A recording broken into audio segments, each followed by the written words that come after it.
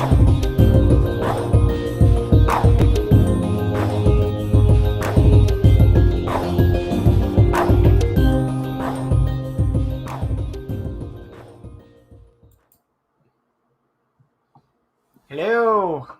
Hello. You okay? Yes, I've made it. You've made it. Yep. Yeah. So it was a bit touch and go, but yeah. Yeah. I didn't think I'd make it in time. I'll definitely make it at some point in the stream, but yeah, I've made it. Made it. Good. That's good. So how's your week been? Yeah. Good. Yeah, I would say pretty well, apart from stuff going on. But yeah, it's been pretty good. I finally got my parts for the Enterprise D, so I was well happy Thursday. Yeah, I've got I've ordered. Obviously, I've ordered the last 4 issues. The first 2 are here, which I'm planning on doing. And the last 4 I'm going to do in some point in December, but I'll do it all in 1 week. Yeah. So yeah, it'll be done. Excellent. I did finish Robo this week. Right. Yeah. Oh yes, I saw that. Yeah, he's looking good. Looking very good. So have you found a place for him yet? For the moment, he's going to be there until I get a bit more of the Lynch King. Keep him there until we get a substantial amount for the Lynch King. He's gonna stay there for the time being, and then somewhere he's going to be placed somewhere in the house. I don't know where, but he does definitely look the part. I'm really happy. The face on him looks brilliant. Very happy with that build. It's good to see another build come to an end. Yeah. I've only got a few active now, I think, now on the channel. There's not many going on. So yeah. Well, that's good. That's good. Yeah. So, yeah. Progress. Yeah, that's it. Exactly. Yeah. Right. So, news. That's probably what we're going to do tonight is this, but you know. Yeah. So I will share my screen, and here we go. So the big news was this being announced on Thursday on World of Wayne's live stream. Yes. So here's the Airwolf. A lot of people have been asking for it. Yeah. There's 3 main builds that everyone asked for. Obviously, Johnny 5, 18 Van, and Airwolf. Yeah. So they have been hearing us. They've been listening. Yeah. And I think the great thing about this is everyone's going to have a little bit of input into this. Yeah. So I'll read what it says out. It's in development, the most famous helicopter of all time. Airwolf is the ultimate machine of the skies, fast, fierce, unstoppable, built for raw power and precision. Equipped with advanced stealth capabilities, heavy firepower, and unmatched speed, it redefines aerial dominance more than just a machine. Airwolf symbolizes precision, power, and sophistication, making it the ultimate fusion of military might and high-tech engineering. With its iconic black profile and unmatched performance, Airwolf isn't just a helicopter, it's a legend of the skies engineered to inspire awe and command respect. And it just says underneath that, it's not a lousy helicopter senator, it's Airwolf. So, what do you think? Like I said, a lot of people have been. I never watched Airwolf. Right. I've seen a couple of episodes, but if you had Knight Rider, Airwolf, and Street Hawk, was it? Yeah.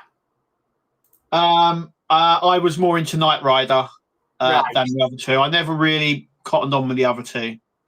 Well, I watched it. I did watch it as a child in the 80s, so it does have some nostalgia for me and probably would do it. But it's what release date is 2027 they're hoping for. So it's very, very, very early in the development. Well, it's still in development. So 27 maybe it goes on pre-order. Yeah. But it's because it's going to have there's a lot of people that are going to be involved, plus the community as well. So they're going to have to take in all of those, then come up with something. So yeah, it's going to be a good project, but a bit of a way away yet. Yeah. Stop sharing that screen. But also at Telford, we did see some pictures of some of they've got the mock-ups of. So we've got the Jurassic Park Ford Explorer. Yes, yeah, they had a very early sort of shell of the Ford Explorer. Yeah. Obviously, it doesn't have an interior because it's just a mock-up.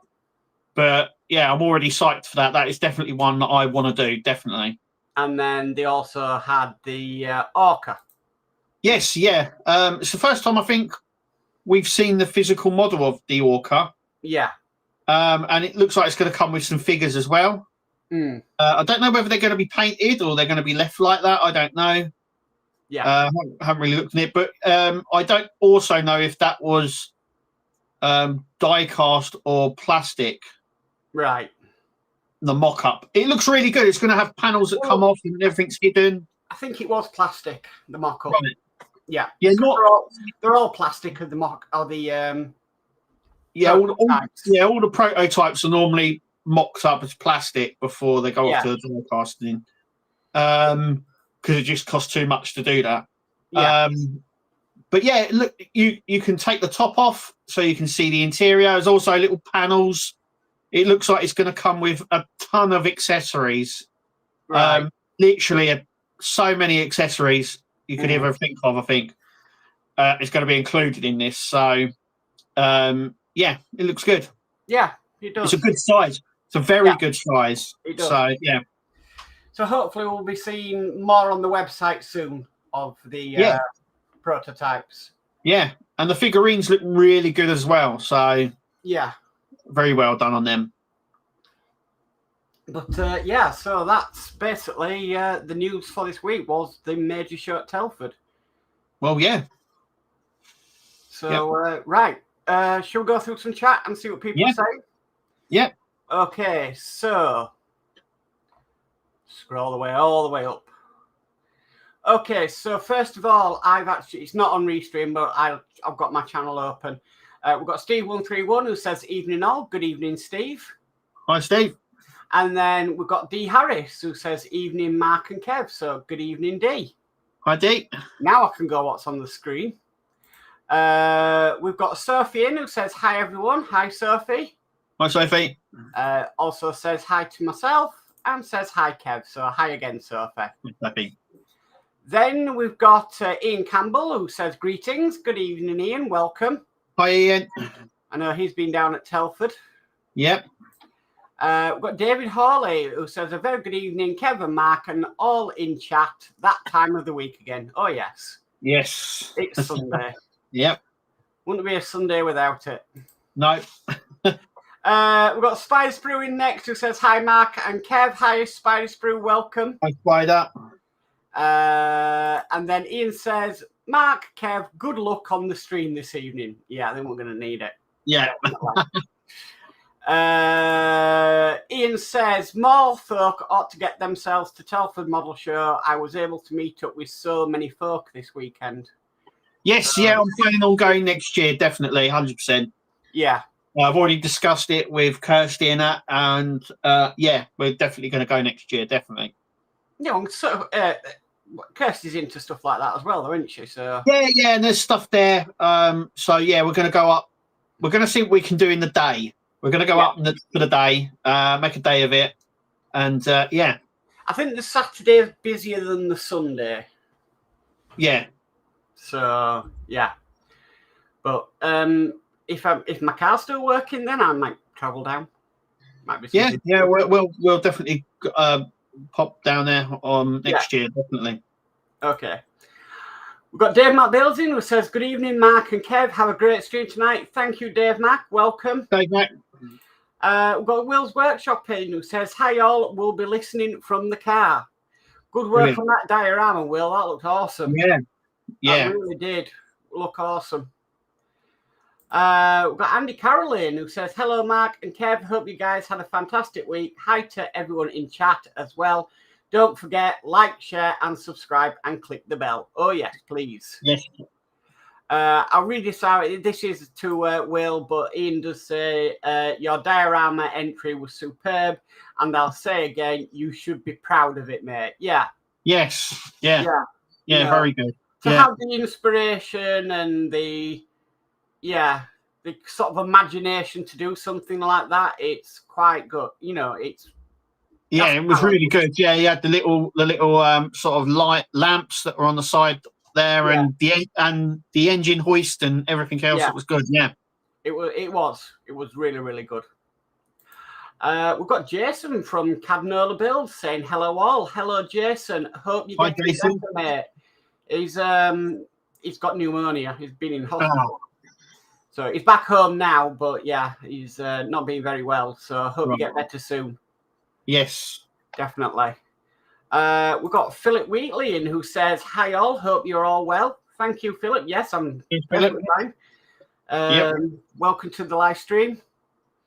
Ian says, yesterday I met up with Todd, John Mansell, Mike Lane, and Mike Sparky, also known as Mike, went round with Ed Hughes, Alex, Mark Pringlesley, the ultimate joke teller. So it is a good place to meet people. Yeah, definitely. Like I said, I'm already sold on it. I'm going next year, so. Right. Matthew Gibbons says, Mark, did you miss out a clear window on stage 84 of the Enterprise? No, I don't. No, I didn't. I didn't miss out on it. I definitely know that because I wouldn't know. I had to clean some of the sticky residue from the masking tape off of it. But the easiest way to do that is WD-40. Yeah. Don't use isopropyl alcohol on that because it'll just strip the paint straight away. Yeah. So I just spray a bit of WD-40 onto a piece of kitchen roll, just rub it slightly until it's all off, and then I just get a multi-surface wipe and then wipe the oil off it, and that's how I deal with sticky things on models that you risk stripping the paint off of it. Yeah. We've got Burgess in who says, good evening all. Good evening, Burgess. Welcome. Hey, Burgess. Welcome. We've got Stephen Haynes Models who says, hi, Mark and Kev. So good evening, Stephen. Welcome. Hi, Stephen. Welcome. And Stephen's channel hopping saying, hi, Kevin and Mark. So hi again, Stephen. Stephen. So next we've got is Ian saying, Airwolf. Very nice. Not for me, but nice. Yeah, very. Like I'm saying, it's nice. Once again, it's not for me personally, but yeah. Yeah, my dad. When you're growing up as a kid, you watch what your parents watch. Yeah, and you listen to music that your parents listen to. And my dad used to watch. Well, my dad used to watch it. Yeah. So, yeah. It kind of. So with him watching it, we were all forced to watch it. So. Yeah, it just depends what your parents watched in the 80s. Yeah, because you didn't want to turn the telly over while they were watching it. No. The only thing my dad watched, which I absolutely hate and won't have anything to do with, is Doctor Who. Ah, right. Okay. That gave me nightmares. So, absolute nightmares. I think I missed one out here. I'm just trying to find it. Might have unclicked. Right. I don't think I did this one, but we've got Burgess in who says, good evening all. So good evening, Burgess. Welcome. I think we said that. I'm sure we I didn't want to risk it. Missing it. Yeah. So I always try and catch everybody. We've got Ian's World of Models in who says, evening, Mark and Kev, and all in chat. Good evening, Ian. Welcome. Ian, welcome. And we've got Steve131 in again saying, evening all. Good evening, Steve. Welcome. Steve, welcome. I know there might not be a lot of people in there tonight because obviously they might be travelling back from Telford. Yes. So, yeah, we just have to bear with it. But we know that it's fine. Yeah. You know, you guys need to drive safely. Yes, of course, yeah. Ian says, myself and Ed were as good as thrown out of Telfordshire by security. Oh, what did you do? What? Yeah, well, you can't just put that in and not say what happened. Yeah, you're not really. Yeah, you got to let us know what happened. Come on. Yeah, can't just put that in there and not say what went on. That's half the story. With Ian, it could be anything. Sophie says, "Don't forget Blue Thunder." Blue Thunder. What was Blue Thunder? Yeah, I don't remember that. Let me have a look. Yeah, like I say, I remember Knight Rider. Airwolf was very similar, and obviously Street Hawk was. Blue Thunder, a 1983 action thriller movie. Right, okay. Yeah. So, I didn't know about that one. So, D. Harris says, "Still watch Airwolf." There we go. Yeah. It's. I would imagine it's still up, and you probably get the DVDs as well. Yeah. We've got Kevin and Mary in who says, "Evening, everyone." Good evening, Kevin and Mary. Hi, Kevin and Mary. And we've also got David Hall who says, "Loved Airwolf in the day and would love to build it, but too much going on at the moment. Gotta watch the pennies." Well, yeah. Yeah. Well, it's a long way away, I think, from that sort of worry at the minute. Yeah. There's a lot of models and a lot of years to get through before. Yeah. And Kevin and Mary say, "Evening, everyone." So channel hopping. Evening. Ian says, "Orca was looking great." There you go. Yeah, it looks good. From the videos I've seen from Wayne and Will, it looks really, really good. There's a lot of detail on it already. Yeah. A lot of hidden compartment bits.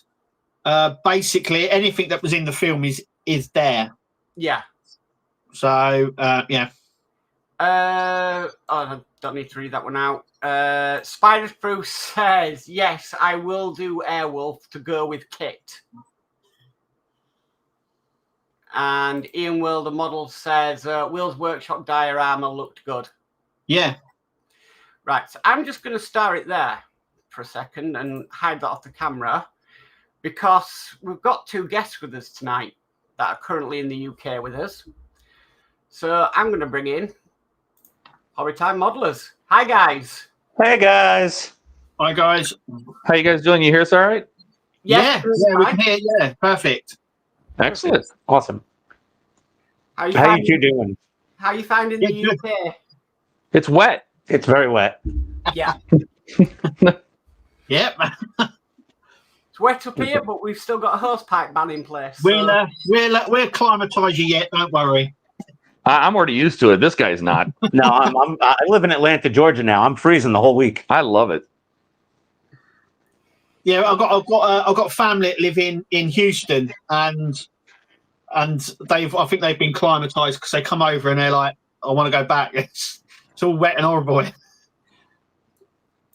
I love it. I mean, I'm from Arizona. It's dry and hot. It's awful. So, yeah. How was the model show? It was very good. Yeah, very good. Yeah. Very big. Yep, it's big. Big. Not like Wonderfest. Oh no, it's like 20 times larger than Wonderfest. But oh really? The actual model room is only like the competition room is small. Yes, yeah, the competition room is maybe twice the size. Yeah, it's bigger. But Wonderfest is the competition room, so yeah, true. The dealer rooms and the club tables just are. They were fantastic. Yeah, all the different clubs were awesome. Oh yeah, all the different chapters were great. Fantastic. Yeah, brilliant. Did go on, Mark. I honestly thought Wonderfest was bigger than Telford. Oh no, no. I think you ain't seen nothing. You know, you go in, it's like these hangars. Yeah. And yeah. Well, and the other thing too is Wonderfest is sci-fi only, right? So it's all sci-fi, right? Where it's not a military show, it's not an aircraft show or anything. It's all sci-fi only. So it's a small piece of it, and if you probably looked at Telford is a massive amount of aircraft, tanks, things like that. So their sci-fi is also a very small piece. There wasn't a lot of sci-fi as compared to the other stuff. So, that's Wonderfest is kind of focused on sci-fi. Yeah, it's much like the IPMS Nats in the US. Very little sci-fi.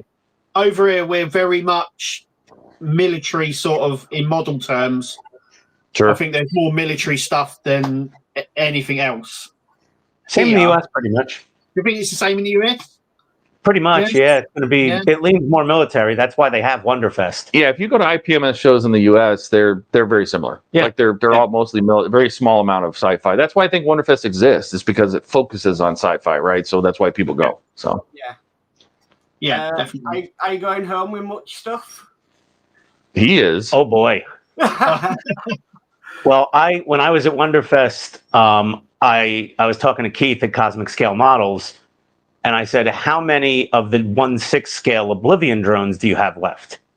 And he said, "1." I said, "No, you're out of stock." And he goes, "Oh." I said, "I'll pick it up at Telford." And I said, I want to do the lighting stuff. So he had it right there. It had a sold sticker on it. Picked it up, paid him for that, then went right over to Inner Lights and bought their deluxe model specific pack. The guy there had one ready for me, waiting. Oh, brilliant! So, wow. Yeah. The Oblivion drone, is that that's a Tom Cruise movie, isn't it? Yeah. Yes. Yeah. Correct. If I remember rightly, it's white and it has like these guns that pop out of the side. Yep. It has the four cannons and a little eye in the middle. It's as big as your head too. It's not small. It's big. It's going to be 1/6 scale, so the Hot Toys style. Yeah, it's a little bigger than Wayne's head. By the official unit of measure. It's a little wider. I'm going to say, guys, don't move up here because Keith at Cosmic Scale Models is about 30 minutes away from me by car. Yeah. He actually, on the second day, he actually had one of his guys. I think he said it came from it. He flew it from Perth, Australia. Yeah. He brought, and he doesn't, and Keith doesn't sell it anymore, but the Firefly that's about this big. Yeah, it was huge. Oh, right. Okay. Yeah. And it is beautiful. It's gorgeous. And so many people saw it on the second day and we asked him, "Are you gonna make this again?" Now he's thinking about it, and if he does, I'm picking one up. Yeah. Yeah. Yeah, I mean, I do like the shuttle sets that they do. I think they've got the Voyager shuttle, haven't they? Yeah, they have the Delta Flyer. I saw the they have a Viper. They have the Mark II Colonial Shuttle. They have the thing from V. The ship from V. The little shuttle from V, yeah. And then there was another shuttle next to the Flyer, and I took a picture of it, but I don't remember what it is. The V shuttle is on sale for 20 quid. They done the little V shuttle as an exclusive, didn't they? Yeah. Yeah, it was 20 quid today. Yeah. It's a good deal. Yeah. I actually purchased my Voyager and lighting kit from Cosmic Scale Models. Nice. Very addictive website because I've got also the LCARS stuff they do as well.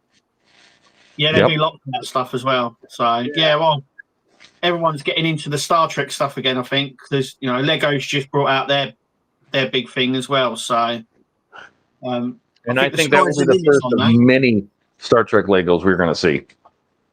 Yeah, if they can do what Blue Brick's done, I think they've got a winner there because I don't think we're going to see any of the weapons that Blue Bricks did, like the phasers and the batleth and stuff like that. Right.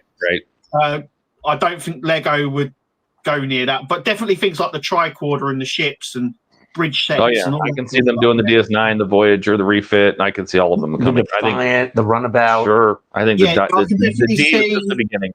I could definitely see them doing all the hero ships in that big scale. Oh yeah, sure. And then you've got all these different other scales that they could do, and they could also throw in what they've done with things like One Piece and stuff like that, and Minecraft, where they could do little sets, like where they're on a planet or something like that, or they could even do Quark's Bar. Sure. With like everyone, I know there's a ton of people I saw that would love to build the bridges, like the TOS bridge, the TNG bridge at a large scale, like a play set, right? So the minifig scale, minifig scale bridges. People would love to do that. The hallways, if they did like the whole interior set kind of setup, yeah, you could. Yeah, I think that's completely doable. But I think I hope they don't run away with it. If you know what I mean. I hope it doesn't get too clogged up. I hope they space it perfectly enough. Yeah. If you know what I mean. So sort of just bring out all this stuff and then it sort of fizzles out, if you know what I mean. Sure. Because even Todd doesn't have unlimited money. I will for Star Trek. Okay. Yeah. I've seen the Enterprise D. I think it was quite a good. It's a good start. You know, I get that quite a lot actually. When I speak to people, they're like, "Oh, why have they done the Enterprise D?" And it's like, well, you do know the Next Generation was the most watched Star Trek series ever. Yeah. It's why we got so much Enterprise. It's why Eagle Moss brought out the Enterprise D first. It's why Lego have done the Enterprise D first. It's why they done the build up as the Enterprise D. Well, yeah, and also the marketing people think about the age groups of the buyers. Yeah. And a lot of the TOS fans are retired now and on potentially limited incomes. And even when I talked to Ben Robinson, he goes, the D is always number one, then the refit, then it comes like Voyager / DS9, right? The Reliant, things like that. If they had made another, the refit was after if Eagle Moss had continued, that the refit was the next one to come. Yes, when I spoke to Ben once, when I spoke to Ben, he said their plan was to do the refit after. Yep. It was in the design phase. Yeah. Yes. Yeah, it was. Yeah. Yeah, it wasn't the A. It was definitely the refit. Because there's, I don't know if a lot of people know, but there is slight differences between the refit and the A. Correct. Yeah. So I think a lot of people don't know that. They like to see it on screen and go, "Hang on, they're the same," but they're actually slight differences between the two of them. Is it mostly just paint colors? For the most part, but there are some slight little differences. Okay. Yeah, I think like around is it the nacelles and the deflector dish around that sort of area? Mm-hmm. Mm. Yep. There's slight differences there. But yeah, I mean, we want to talk about Airwolf. I mean, how did that all come about? I mean, you know. You know what? Honestly, when James reached out to us about 2.5 weeks ago now. A month almost. Maybe. Well, when he first started talking about it was called Project X. Yep. And he had this idea. This is entirely James's idea. He had this idea that they would do a community-driven model build. Where the community was involved from the very beginning, right? From the idea, from the point they got approval on a license, every step of the way, their input on scale, materials, features that it has, what order the parts come in. He wanted them involved every step of the way and just split the thing wide open on how this works, like how the whole development process comes, how prototypes come, how the deco paint comes, how because you end up getting resin slugs, basically. Like for example, if you saw the pictures of the Jurassic Park Explorer, the Ford Explorer that they had at Telford, that's a resin slug. Yeah, people were like, "Why is solid resin?" Yeah, solid resin. And they said, and people were like, "Why are the windows blacked out?" Because they haven't done the windows yet. That's a deco piece. Yeah, and so it's basically they're testing the fitment of all the things attached to it, like the bumpers are on it, the headlights are on it, the rear windshield wiper was on it, right? Yeah, but mostly they're checking the paint, right, to make sure the paint job looks good. Yeah. So that's one of the pieces that's one of the steps along that process. But now they want to just expose and have everybody's input on it along the entire process, right? Yeah. There's nothing set in stone right now. There's no sales scale set. All they know is they said we have the license, right? Yeah. And we know what we're going to build. Now what do we do, right? Let's get everybody's thoughts, and it's surprising how much input we're already getting, which is great, Yeah. Because I think it's because they saw how many things other companies did incorrectly on other models, on interiors and features, and what the builders want, what the actual modelers want. Builders want too. I think when you talk to people, I mean, when I spoke to Ben about the DeLorean, sure. It came down to a budget thing because there was a lot of stuff on the DeLorean that Ben didn't like and wanted changed, but couldn't due to budget concerns. Yeah, I mean, the flux capacitor, they had designed a flux capacitor that basically did what Chloe's does, right? The one that people go get. Yeah, they did, yeah. And they had it, but it would have added $200 to the price of every model. And they just couldn't afford it, right? Yeah. They would have to cut so much other stuff to put that into the model. And of course, when it ends up coming out, everybody's like, this sucks. I mean, the DeLorean is my favorite build. Same. But when you come to the most important part of the DeLorean, I would have said, make less wires. I would have said, make the interior a little less. Do something different on the taillights. The taillights had a DMC logo on it. Was this big? You know what I mean? There's things where I'm like, I would have cut from other things to have the flux capacitor be right. It's the heart of the car. Yeah, I remember when he said they first got the sample of the flux, and he said, that's not what we wanted. That's not what we planned. Yep. And then he goes, well, what happened? And they said, well, this is what was in the budget. We the thing that you wanted cost too much, and we couldn't put it in. Yeah, and so that was left. Like we asked him, we said, okay, do we? Because he gave us a guide, James did, about Airwolf, and he gave us a guide, and he says, kind of design it as a need-want kind of thing. This is what it absolutely has to have, like that, to be a decent model that's worth the value or worth the money. It has to have this. These would be the wants. Like if you just had an unlimited budget, what would it do, right? And when we were talking to him this weekend at Telford, he basically said, ask for everything. Ask for every single, you want the guns to pop out and shoot smoke, and you want the, like the gun pods, you want the starburst to pop out the bottom, you want the starburst come out the side, but the ADF pod come out the bottom. You want the landing gear to not only go up and down and support the weight of the bottle, but to be motorized.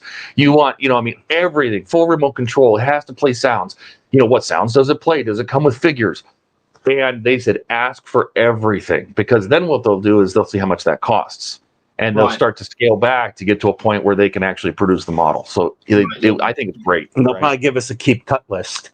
Well, they'll just say, this is what these things cost, and we have to get to this number, right? And so you have to start paring things back, but you don't have to remove things. Maybe you just make them less complicated, right? Like we talked about.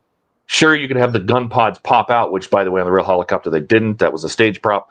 But you have them pop out, and then the gun's extended, right? Maybe that's just a magnetic, right? You pull the magnetic end cap off of the wing stub, and then you put the gun pod on. Right? But it has a metal, like electrical contacts to light the guns up for during a firing sequence kind of thing. There's different layers of levels of how complex you can make it and where the costs are, right? So eventually you find a balance, and you try to put in as much as you can. Yeah. Well, and then I would imagine there's also an element where you'd have to go, well, this has to all be broken up into pieces. Yep. So there's going to be bits where you like saying the guns will extract if we could do that, but then how does that break up? How do we break that part up to do that sort of thing? The process. It's a bit like that for Robocop. I mean, instead of doing another hand, which they've done, maybe they've gone, well, we can't get that bit in there and do that in that part. We've had to design it separate. I think the other thing is stop giving us stuff we're never going to see. Oh yeah. Oh, true. Believe me. Believe me, that is absolutely at the top of our list. And one of the other big things that we are pushing so far not to do is to have some big, massive base. Right, the Spitfire base, the Apache base, the Lancaster base, the Zero base. It's almost massive. They're so big, it's impossible to display. They're over 2 feet wide. Right? Some of them. Well, a lot of you say that the base they're big, and a lot of the electrics are actually in those bases. So that's not the Spitfire either. And it's all built in, isn't it? So, this is a lot. A lot of these models were designed years ago. And they were designed. There's a lot of.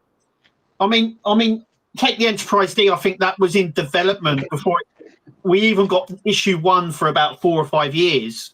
Right. I think Benson was working on it 4 years prior to they even done like the second render on it, sort of thing. Sure. So there's levels to it too, because what'll end up happening, you come up with this design idea, then it goes to draft, which means they basically start 3D designing it, right? It goes into CAD, you build out the whole model, you have all the features and everything you want it to do, and you build it in CAD. They'll do 3D scans. Like there's a 222 up north here in the UK. There's a 222 that's painted like Airwolf. It doesn't have all the hoods, the scoops on the side. That you can maybe go scan for the engines, right? You can go scan it for the cockpit seats and the interior, because that was all pretty much stock on the Airwolf. Yeah. But then you maybe have to send a 3D crew out to Compton, California, where the replica is, that's sitting there at the airport. That used to be the one that used to be on the mansion, used to be in Tennessee Museum, and it's basically it used the molds from the original aircraft. The original aircraft crashed, but take the replica and scan that, right? And all that comes into the 3D design, and then the 3D design gets sent to the factory. The factory then comes back and goes, "This is what can be metal. This is what can be plastic, and this is how it has to be broken down. Where the screws are going to go, how it's assembled. These are this is how these pieces are going to be mounted. That all comes from the factory, right? That'll all come back, and then you can make changes. You can adjust things and say, okay, well, we can't have this. This needs to be magnetic. This whatever. Yeah. But Mike Lane was at Telford with Mike Jenkins. We call him Sparky. We call him Sparky. He goes by Spiky, but he's the electronics guy, so we call him Sparky. Yeah. And he was just telling us, he's like, the companies in China that build these things, these factories, they make very simple electronics boards, and we've all seen them, right? We've all seen the boards. Oh, they're not complex. They're very, very simple, rudimentary boards. And he goes, but there's nothing stopping Agora from making their own, right? Imagine the Mike Lane level boards in your model, right? I mean, you're not saying he's going to do it, but I mean, you can do it better. Yes. So maybe you can I think it's so important if we can get it self-contained, where the model can just sit on its wheels and work. I don't need a base to power it. I don't need cables up to it. Not power cable, maybe. Optional stand. No, but then if you do that, where the model can sit on its wheels, then you can build a stand that maybe is just the Airwolf logo, right? And it says Airwolf. It has the big patch, and then it's got a rod that just lifts it up so you can have it off the ground, or maybe tilts it forward so it's looking like it's flying. Yeah. And that's it. It doesn't need the stand. The stand is just for display purposes. I think what frustrates people about stands is it takes so long to build them, and you feel like you're missing out. I mean, I'm doing the Lancaster stand at the moment. Oh, it's like you want to shoot yourself. The last pack I got, about 3 issues are all to do with the stand, and it's like I'm not working on the aircraft. It's so frustrating. No. Yeah, look at pack 12 of the Apache. One stage out of like 8 or 9, you actually work on the helicopter. Same with the Zero. The other 8 packs are all the stand, the base, the speaker, all the accessories, the platforms, the weapons, the missiles. You only work on the helicopter in one stage. It's things like that. You just take all that out of it. And I don't think it's so hard to display those huge stands. Just imagine if the helicopter is 3 feet long, but since it has a 2-bladed rotor, it's only 11 inches wide. You can put that on a shelf. Bookcase. Yeah. It'll fit all day long. Yeah. And it'll look great. So those are all the things that are being kicked around, right? All those ideas. Yeah. That's what's great about it. And the community, Wayne's already reaching out and getting a ton of feedback. I'm going to probably build an entire website that lets people provide feedback. He's going to have a way to provide feedback. And him, and Wayne are just going to be like the ambassadors. We're just going to kind of collect all that information and start passing it on, Yeah.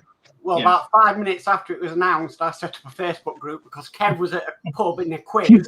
Yes, yeah. And you're normally the one that does them, Kev, and I'm like, he's not going to be able to do it here. So I set one up.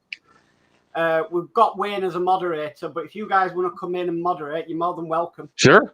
Yeah. And I mean, it's a way to get questions. It's a way to, it's a way to just get, the whole thing is about getting feedback. And I mean, you're not going to be able to please everybody, but you can go for the 90% of tile, right? And the people you can't perfectly please. So as an example, the person who said they want the guns to pop out and extend mechanically, the problem with that is if we were watching the show the other night, we were watching the first 4 or 5 episodes, and the scenes where you see just the stub wing with the machine guns firing, there's no landing gear bay. Yeah. It's a prop wing on a soundstage because that whole mechanism, there's nowhere for it to go because the landing gear is stowed 5 inches away from it. These models where that is perfectly what you're saying. It's like, where does that actually go into the actual field? You got to make the mechanism has to fit, and those stub wings are going to be 2 inches across. You know what I mean? Yeah. So it's really going to be, having the interior working, the interior lit and very well done, having the sides removable like magnets or something, because there was technically no door on the side. Everybody had to get into the front 2 doors. There was but you want to be able to see that command center. So those sides got to come off in some way. And I think having the landing gear work, whether it's manual or motorized, is more important than having the guns pop out and shoot, right? Yeah, just now magnets. Being able to put magnets or the gun pods on or off, definitely, right? And maybe magnetic or some other method of attaching it. But some things you can display it both ways. To be honest with you, I like a model I can interact with and sort of play with a little bit. So like the 89 Batmobile, a lot of that is hands-on display, touching things, or the James Bond cars are actually hands-on, you touching the model. Yeah. I prefer doing stuff like that than having a button to press and it just does it. Right. And that would be like the ADF pod, right?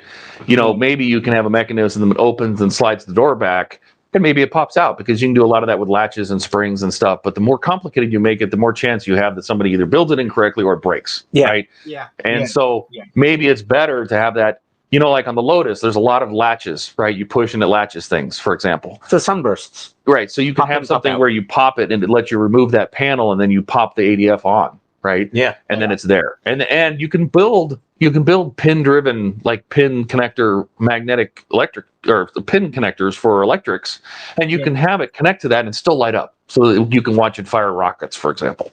Yeah. Yeah. So there's loads. I mean, there's so many ideas. I mean, Oh yeah. I mean, you know, like saying, is it going to have figurines with it?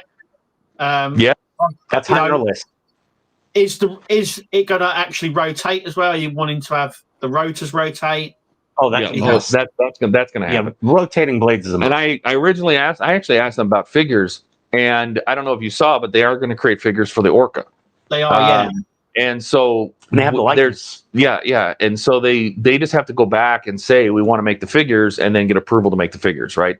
It's not difficult. They have a full license with Universal, so they can do figures. Now they may not be posable figures, but there's nothing saying you can't have a crew that stands with no helmets on, and then you have a second set of the three that are seated, and you can put them inside and they have their helmets, right? Yeah. So they can do figures. They would be all pre-painted and everything, and then maybe that's part of the premium subscription kind of thing. It's just everything can go. Everything goes right now, and then you start retreating. You knock stuff off to cost, right? Yeah. So, and the figures for the Orca looked great. Yeah, they did. They looked part of really the premium subscription. I saw those figures and I thought some people will buy that just for those figures. Sure. Yeah. Like they won't even build the boat; they'll just buy it so they can have those. Well, you're not going to get the figures until the very end. Yeah, I know, but there are going to be a lot of people going, "I just want those figures." Because I think there was a company before that was, I think like McFarlane or somewhere like that was going to bring out some Jaws figures, but they never actually materialised. I don't think. And so with those sort of things, I think a lot of people will be like, "I want that. I want just the figures." If you remember when people were building the Route Master, they didn't want the figures from Hachette. Didn't the original release come with figures? Yeah, when we all done the original release, my Route Master has all the figures in it because it came with all the figures. But the figures were one. It came with like one of the issues came with a figure. Yeah. So you didn't build anything in that issue. You just got a figure. And lots of people. Yeah. Really? What? I didn't know that. Sorry. When the Route Master went over to Agora, and Agora said, "No, we're not doing the figures," everybody turned around and said, "Oh, it doesn't look the same without the figures in." Right. You asked. Yeah, everyone got the figures and gone. Yeah, everyone got the figures and sold them. Well, I'm sure somebody could 3D model a drunk British guy vomiting in the staircase and a driver with his fist up yelling at him. Right. If you look, get off my bus. If you look for the figures on eBay, they're over £150 each. Oof! Wow! Damn. But they anymore. Yeah, and I remember when they came out, there was loads of people complaining because you didn't get any parts for the bus. All you got was the figure, and then. In some cases, you didn't do anything. You just got the figure and it said, you can place this figure anywhere in the bus you like. And that was it. That was the instruction. That was the whole stage. Yep. That would make it look like public transit in Atlanta, Georgia. A whole subway train with one person. Well, how many figures were there, Mark? Can you remember?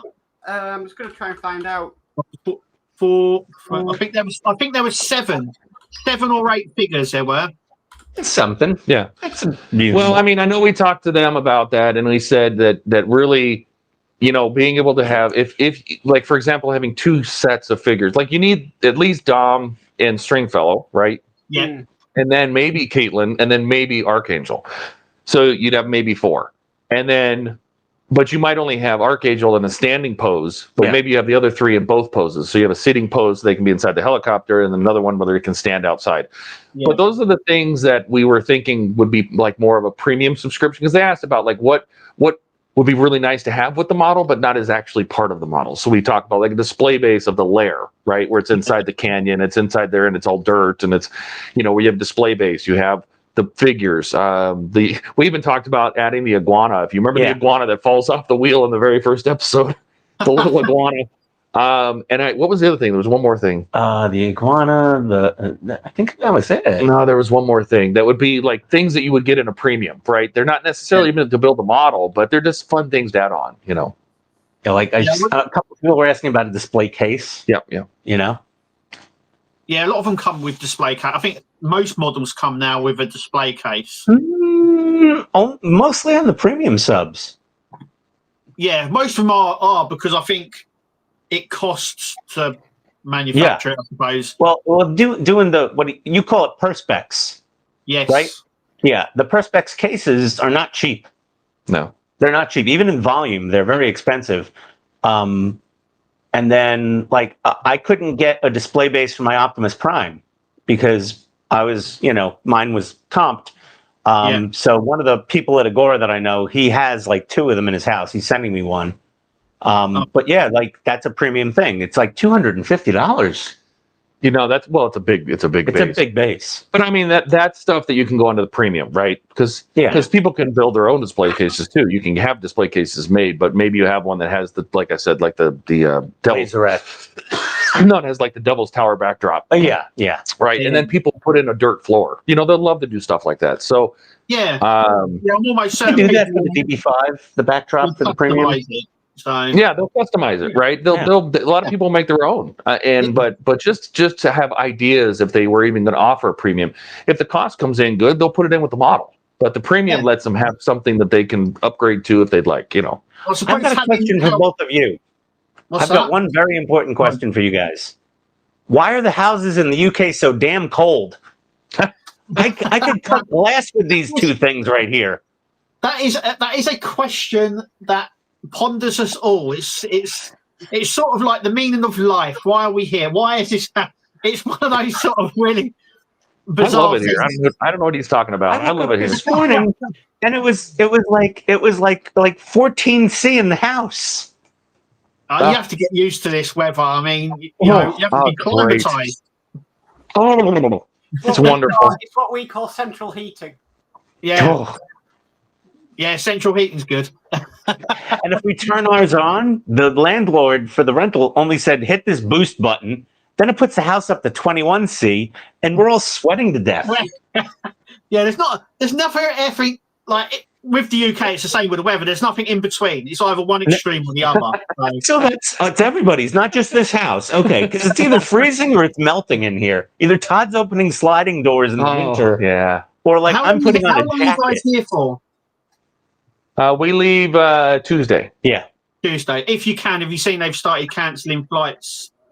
For the most part, they're all domestic. They're all domestic. They're all flights within the U.S. The internationals aren't affected nearly as much. Yeah, because they don't want to cause global. We shouldn't have a problem getting home. Yeah, good. It's good to hear.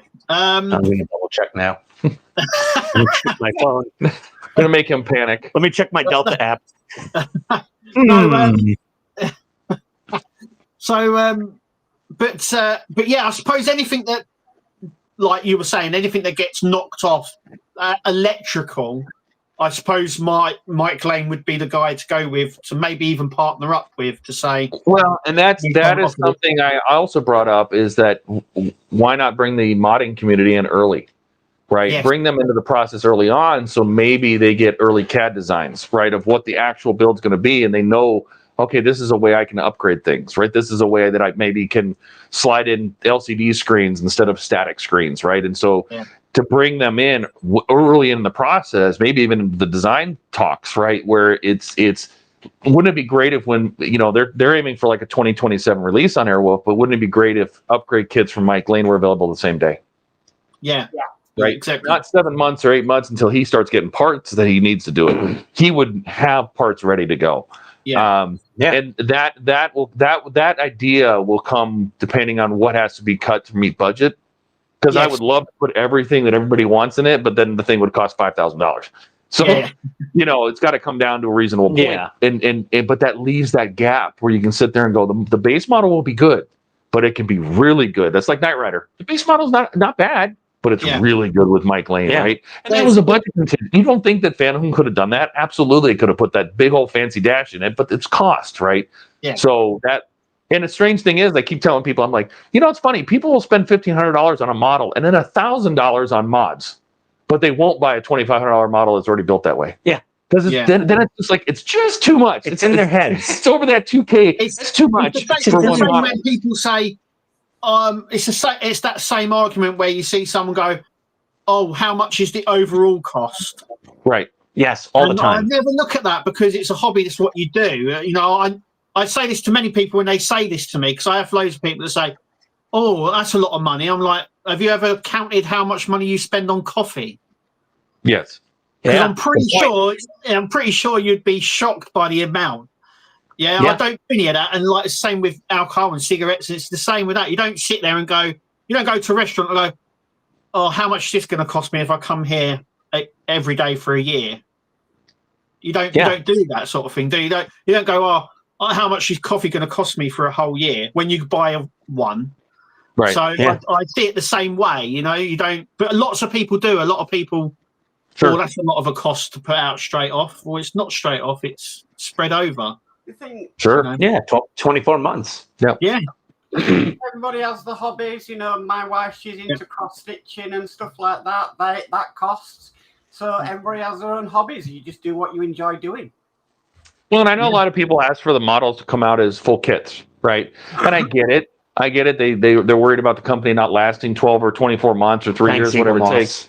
Right. Well, Eagle Moss definitely ruined it for everybody, but still, the idea of doing it. But the whole point of that is that it's more affordable for most people, right? They can spend 50 or 60 or 80 quid a day or a month versus $2,000 in one lump sum, right?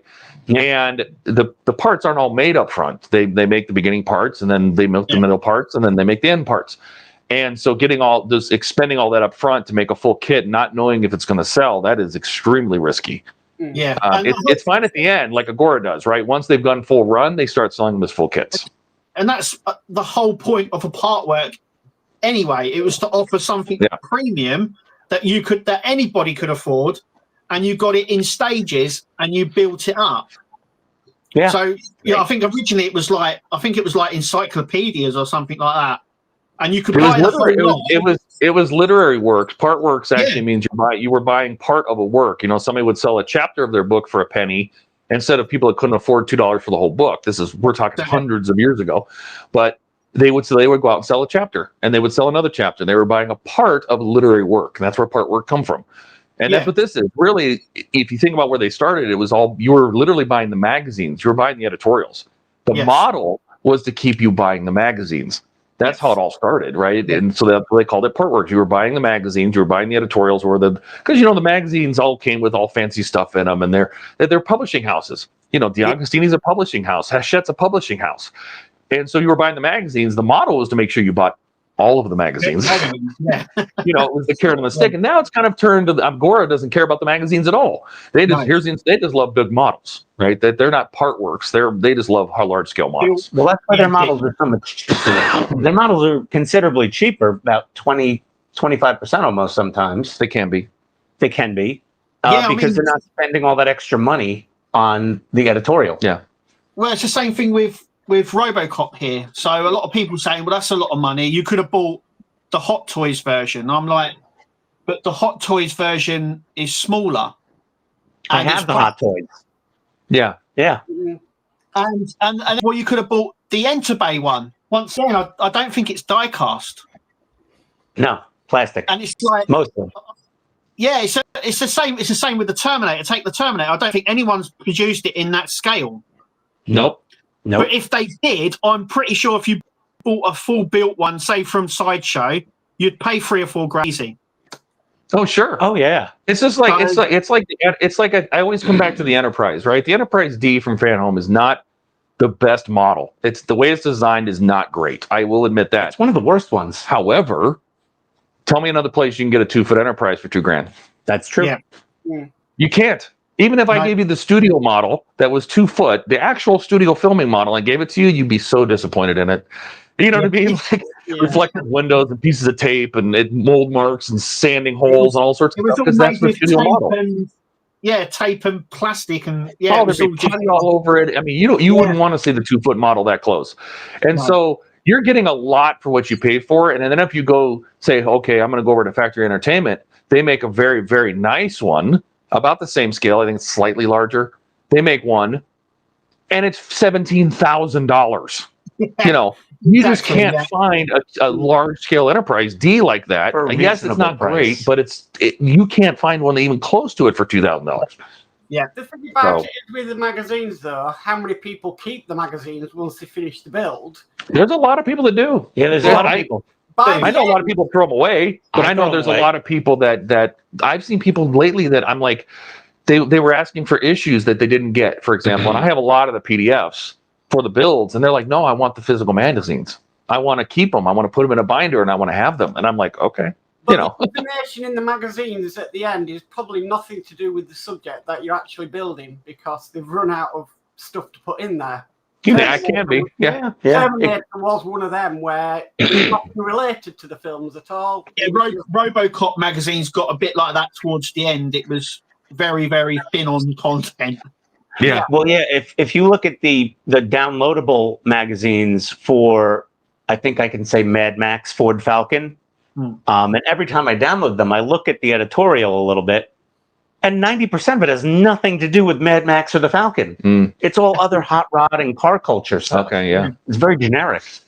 It's almost like before, like it was all about the magazine. Now it's all about the models, and the magazines sort of. No, it's changed. That's what I mean. It's switched the other way, where it used to be the magazine, the models to make you get the magazines, and now people want the models, and then it's not about the magazines anymore. Yeah, that's why they're all PDFs now for the most part. Which is why in the US, a lot of people complain because the US fan home has stopped sending out paper mags, which makes sense. I mean, it doesn't either. It's expensive, right? There's tariffs involved. They have to import all the magazines. They're heavy, they're bulky, and they take a lot of space. Or we just give you the digital versions and we skip all that. Mm-hmm. You still get the magazines, but just not in a paper format. You still get all the editorials, everything's in there. Yeah, well, lots of people have said to me before and said, I would build it without the magazines, but would the cost go down? And I've said it on this channel, actually. I've said, no, because I think the magazines would go, I think the magazines don't cost them anything. They do, but they're very small. And they're just it's small compared to anything else. No, and the reason I agree with you is because Hachette's the largest publishing group in the world, right? Yeah. And DeAgostini is not small by any means. No. And it's for them to say, hey, let's publish these things. They're running so many books. They're building so many things. To squeeze those in is pennies. It really is. I was going to say, because you buy it, so the magazine, I said it before, I said, I think the magazines cost them, I would roughly say 10p, if that. Something really small. Sure. So you wouldn't see the price. It's not free to create the editorial content, to do the photos and write the articles. Someone's getting paid for that. Sure. Yes. So there is a cost involved. I don't know if it's making the content, but making the physical book. He's talking about printing. Oh no, the paper manual is nothing. It's that's what I see. That's the paper manual bit. I would imagine all that sort of stuff would go in with the cost of the build. So they would say you've got 10 grand that's your budget sort of thing, and that includes the magazine material. I think the cost of the magazines is inconsequential. Mm-hmm. Yes, and I think that getting them in the U.S. was purely just to avoid eating some more money in tariffs, right? Probably. Yeah. It's just one less thing they have to import. If they don't have to deal with the headaches of customs, it's a mess with the tariffs, right? It's especially in the U.S. since the U.S. has kind of gone full digital. But for every person that says, I wish I had a magazine, there's somebody that says, I wish it was in PDF because I like being able to put it on a TV screen or a tablet or something and have it right next to me. That's what I do. That's what I do too. Yeah. So I put it on a big 27-inch screen. I zoom in. Yeah. It's that same thing you said earlier. You can't please everyone. No. So, like you're saying, there are some people that want the magazines. I know some people have been asking for the Megazord magazines. because they would like to have the paper magazines and they haven't. So I don't care.